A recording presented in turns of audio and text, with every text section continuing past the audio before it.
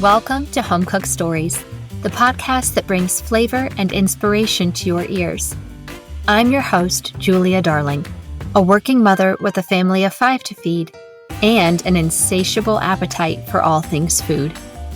Inspired by the life lessons from my mom, I believe food has profound links to our lives, from family recipes that leave a legacy, to the culinary journeys that define our travels, and the food that shapes our culture and lifestyle.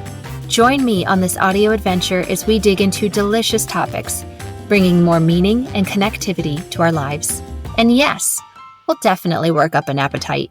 Remember, food isn't just what's on your plate. It helps tell the story of who you are. So wherever you are in this moment, pull up a seat and tune in, because life's too short for bland stories and boring meals. Welcome to Home Cook Stories. Hello there, and happy holidays, friends. Thank you for tuning into the last episode of Home Cook Stories in 2025. It's hard to believe the next time we will chat, I will be wishing you a happy new year. And as much as I would like to take a moment and reflect on this past year, yours truly still has work to do in preparation for our Christmas festivities this year.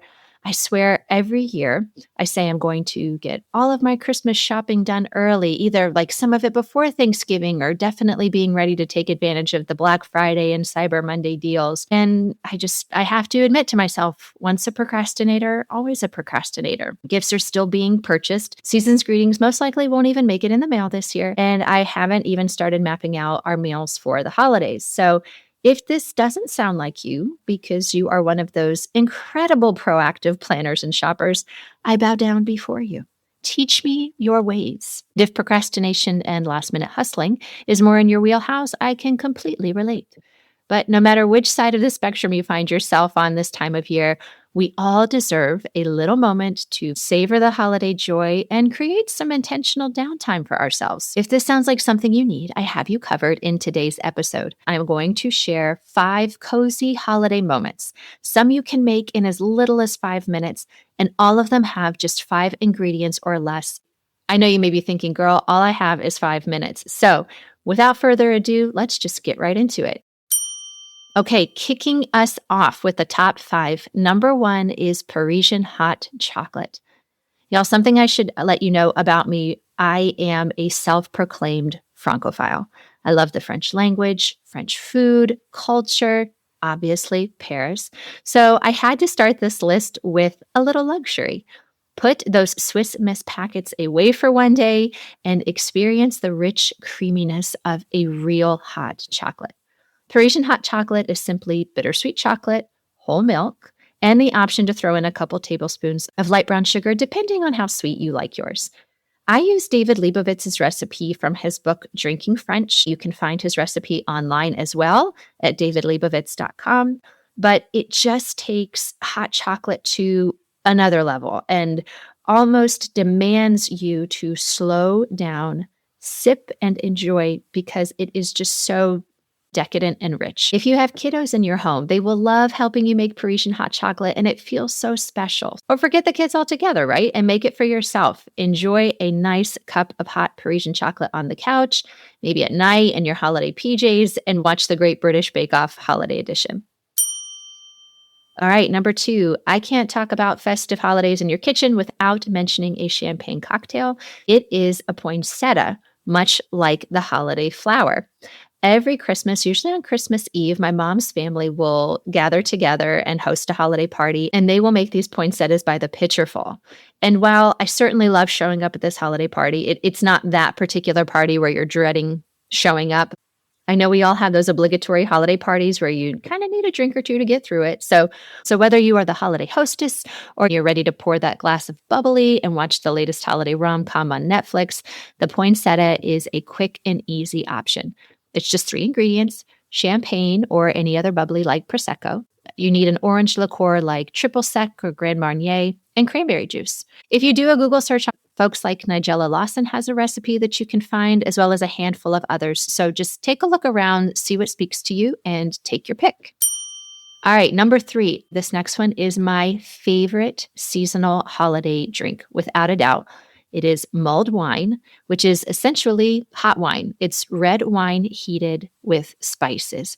And it is Christmas in a cup, for lack of a better description. It has all of the feels of a wintry Christmas market in Europe, or picture yourself curled up by the fire with a good book. Like, I can envision all of these things for us. It is delightful. And a little bit of a story for you. I first discovered mulled wine in Europe. I will never live this moment down, but my older sister and my mom were taking a mother-daughter trip to Budapest and Prague and Vienna one winter. And Stuart and I, this was back before we had kids, nothing but time and money on our hands. And I essentially invited us to join them on this trip. Stuart and I joined them in Vienna and in Prague. And while we were in Prague, it was one evening, we were standing in their old town square to look at the astronomical clock, which is pretty incredible. It is the oldest functioning astronomical clock, and it was installed in the 1400s.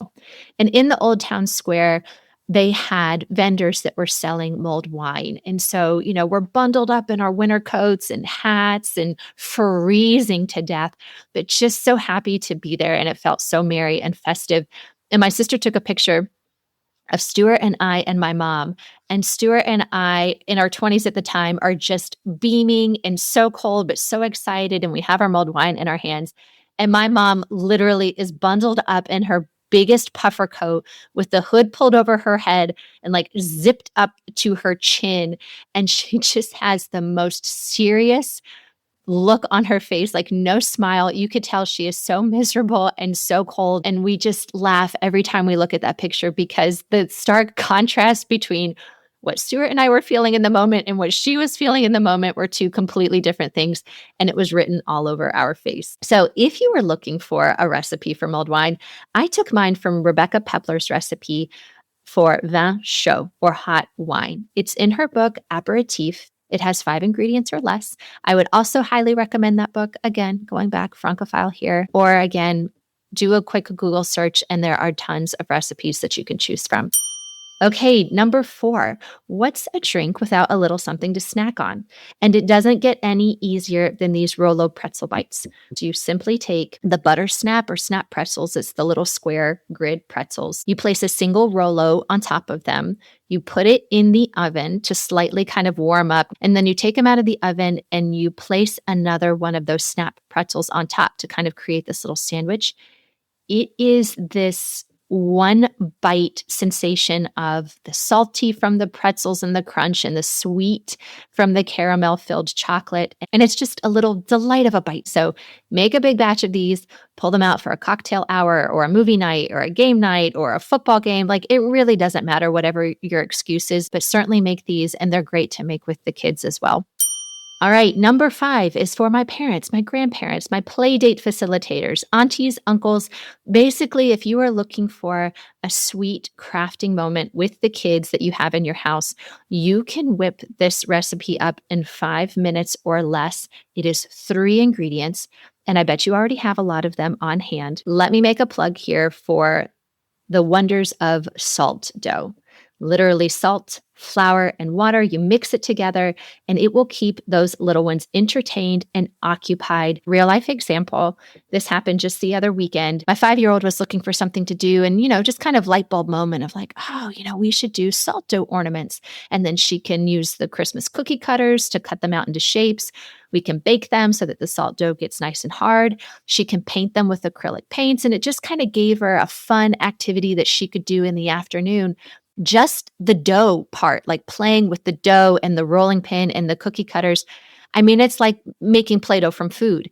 And so she enjoyed that part so much. My oldest actually came in and she had a blast. She made parts of a face. She gave her ears and a bow, like super creative. The figure's name is Janice. She's around our house. I'll have to take a picture and share it on Instagram so you guys can see. But this is just a ton of fun for you and the family to do. All right, so that concludes my list of 5 festive things to make with 5 ingredients or less. And be sure to give yourself more than 5 minutes to slow down, create a little moment for yourself this season. sometimes it's just the small things. If you know of somebody in your life, another busy parent or an overwhelmed colleague or just a friend, someone that you think, hey, you know what? Here's a list of 5 things that you could use just to slow down and savor a nice moment in the holiday and something that you can make on your own. Share this episode with them. I hope you all enjoy it. And until we talk again, I am wishing you the very merriest of holidays, a beautiful and wonderful new year, and we will chat again soon. Take care and eat well. Thank you all for listening to the episode today. If you find value in these stories, please share it with someone who would appreciate it too. A big part of why I wanted to start this podcast is to build a community of food lovers and home cooks alike. You taking less than a minute out of your day to share an episode, subscribe to the podcast, or leave a review is the greatest form of validation and means so much because it is helping us to build that community and connection with one another. Remember, a good story is meant to be shared. Until next time, eat well.